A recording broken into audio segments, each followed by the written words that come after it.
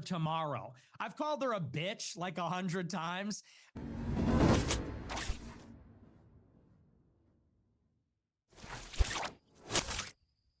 I could apologize for that tomorrow, and I could sit down and have dinner and be best friends tomorrow. The question is there that willingness on the other side to get on the same page? Is there that willingness to kind of open up the space for someone who is a little bit further to the right? I do believe that.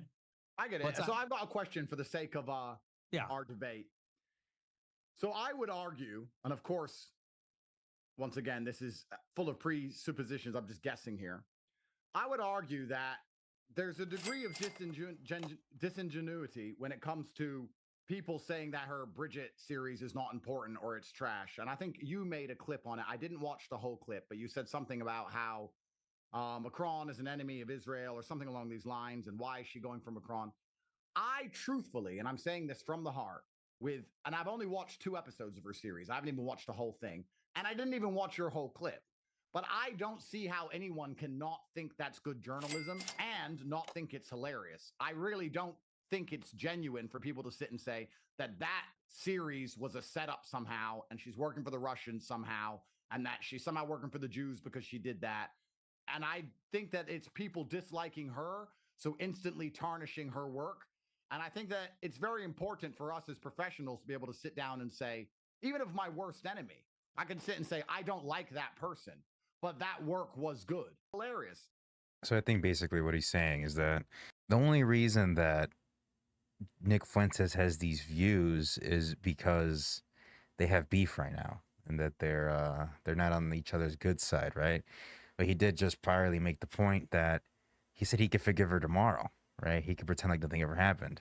So I think he's drawing from a conclusion like he thought it was good work, and he's shitting on her saying it's not good work because they have beef right now.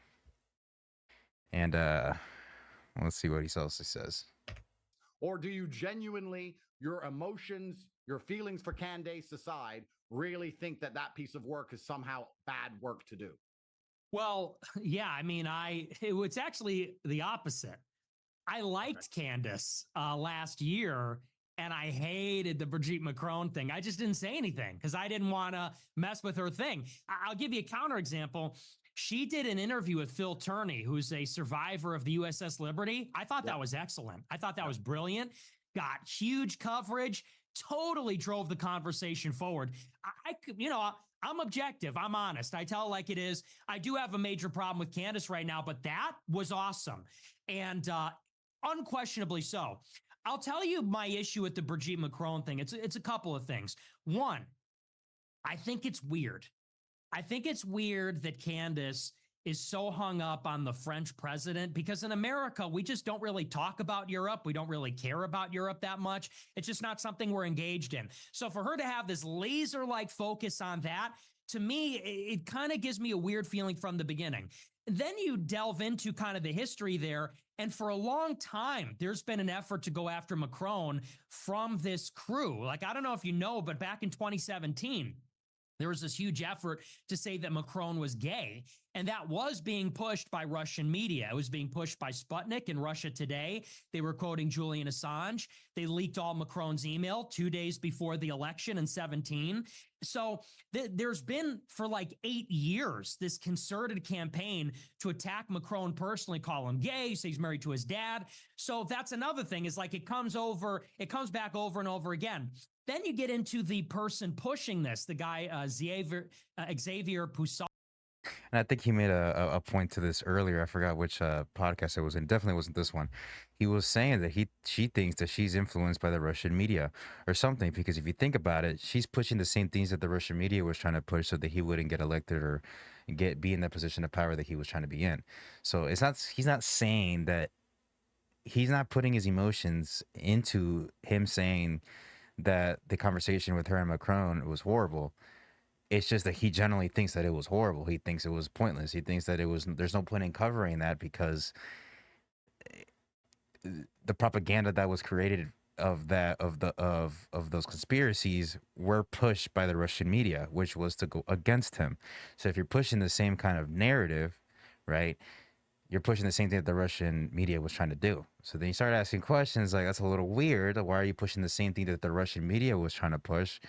You know what I mean? That's what he's trying to get at. And I think Andrew's going to plead, well, he doesn't really know much about that, so he can't really say much about that. He wrote the book, Becoming Brigitte. This guy's crazy. Like the guy that originated the theory, it's very fringe in France.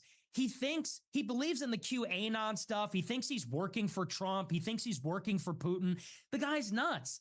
And when you get down into the actual information, at the end of the day, their proof is that there's a photograph of the person they say Brigitte is as a child, and using this Chinese facial recognition, it says there's an 80% match to Brigitte Macron today.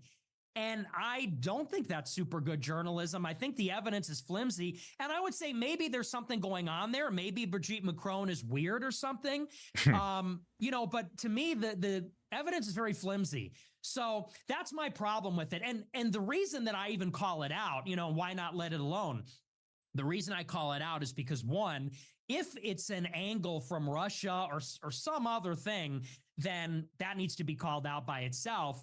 But two, I think it's so kooky, it just makes us look bad. I think it's one of those things where maybe people watch the USS Liberty show, but then if you're talking about aliens and secret transgenders and the Frankists and, space isn't real, it's like then we just look like we're crazy. So that's the other thing. But it's actually in reverse of what you said. If I liked Candace, I would not talk about my problems with it at all if we had a working relationship. But since we're at odds, I'm more willing to criticize her. So it's totally the opposite.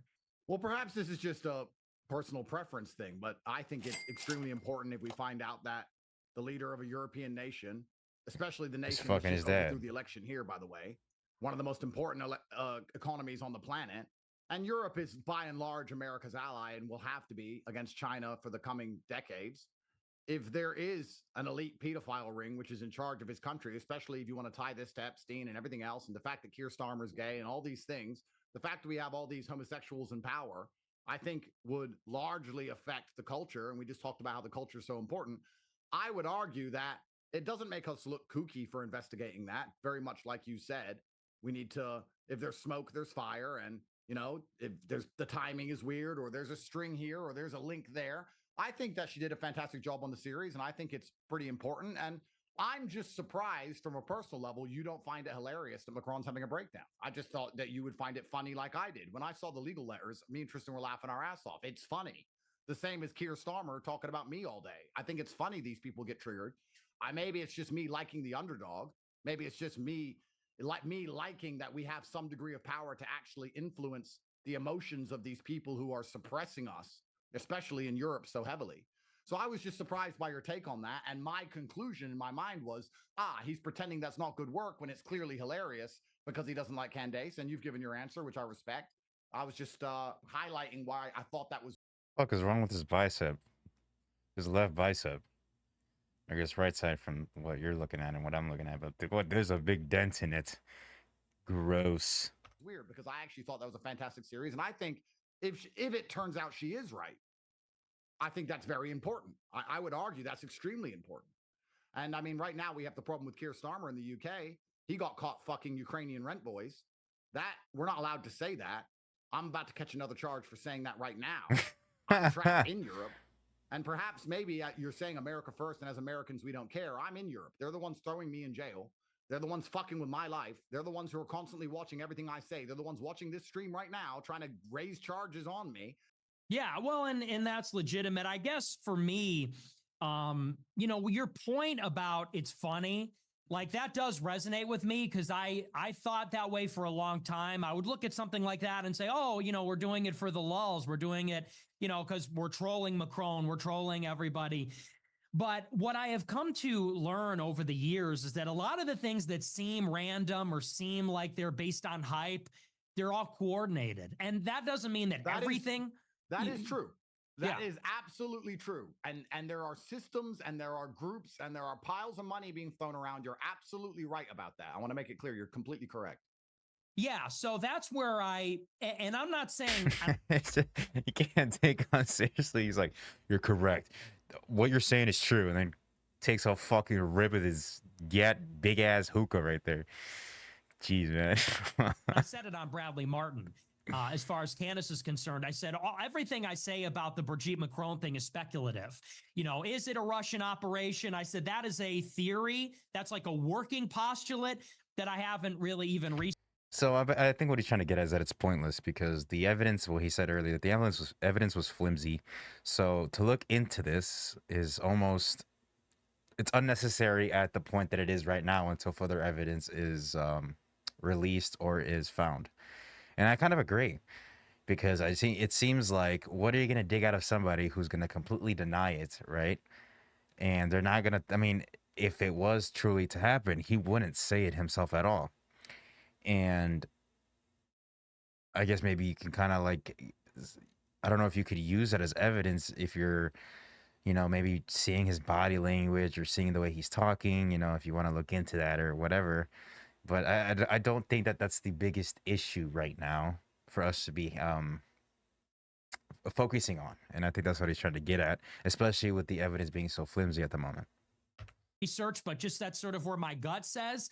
And we just do need to be mindful. As I grow older, I see these kinds of memes, trends, and it's easy when you're 18 and you have no orientation of politics. You kind of like, when you're a kid, you don't know how this stuff works. And for me, I was a young edgelord. I was a young shit poster troll. And you'd see the bigger accounts in the group chats pushing a meme, a certain narrative, something, and you say, I like this poster. I like Gavin McInnes. I like this guy, that guy, whatever. What they're pushing is funny.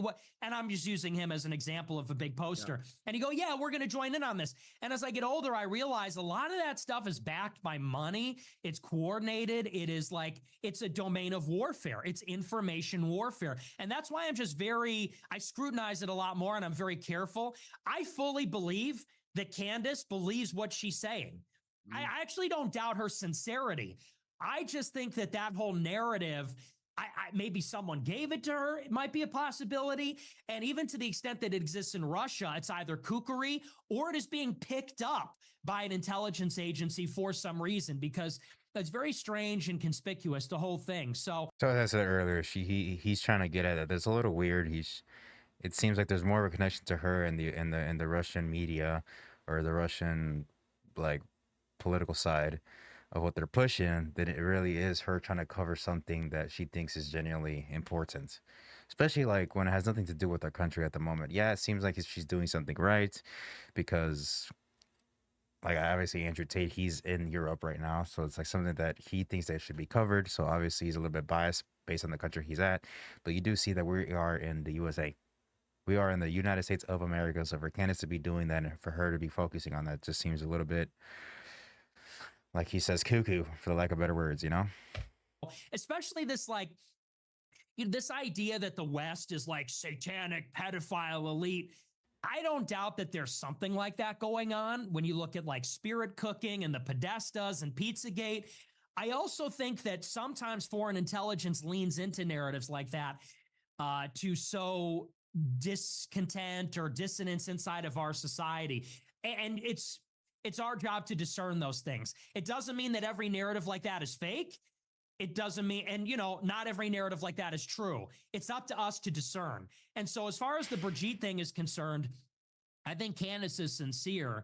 I don't find it very compelling. And I think at the minimum, it is being picked up by Russia on some level because.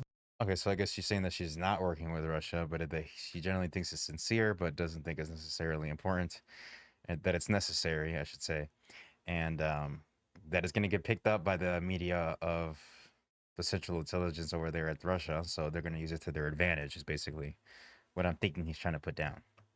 Russia is adversaries with France. And as you know, the more you get into politics, the more you realize everything proceeds from intelligence and defense. Everything proceeds from the national security state. Yep. The energy needs, the technology, the media, information domain. These are all domains of warfare. We're in the age of complexity. And so if I could impress nothing else on my followers, it's that. It's all warfare. It's all ongoing, open, everyone against everyone warfare, even in the information space. No, you made some very important points. And I'll make a quick personal story. even when I was accused of human trafficking and locked up and all this bullshit, the American right never really disliked me in any regard. They all defended me. Even Ben Shapiro said that Andrew is correct about the things he says, but he has some of the wrong solutions, but he's by and large correct about the problems with society. The whole American right supported me. When I first got out of jail, there was nobody on the American right who disliked me until October 8th, when I told Piers Morgan that Israel was conducting a genocide. And then the entire American right turned on me instantly, shit. saying that I'm Now we're getting to the crux of everything. We're getting to the pinnacle. We're getting to the tip top of the mountain right now. The Jews. Oh my goodness. a degenerate because I have sex with more than one girl, and that I'm a terrible person and I'm a pimp and all these things. These were accounts that were defending me the day before.